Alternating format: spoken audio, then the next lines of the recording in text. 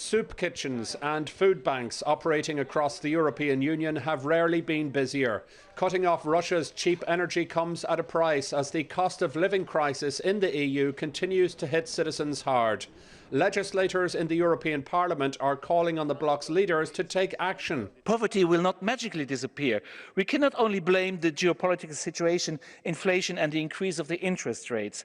My political choice as a member of the group of Socialists and Democrats is to make social progress a reality for all. The EU is determined to try and pressure Russia over the war in Ukraine. However, measures taken against Moscow are having a boomerang effect. This as the EU has so far supported Ukraine to the tune of €65 billion amid apparent calls for more war. Those who should provide long-range artillery and weapon systems that can help Ukraine level the battlefield gap in range to the invading forces. The EU says it will pull out all the stops to help Kiev in the war zone, but many lawmakers appear perplexed by the policy. Imagine if we were prepared to put out all the stops to deal with poverty across Europe.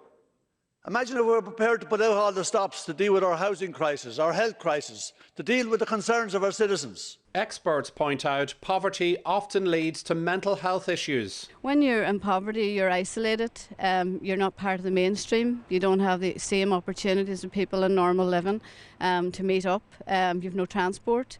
And you feel that it's your fault. Critics claim Russia was provoked to take action to protect its borders by the US-led NATO military alliance. The rhetoric has only intensified. Russia does not have a veto. And all allies agree that Ukraine will become a member of NATO. There appears to be little appetite within EU governments to encourage all sides to engage in peace talks.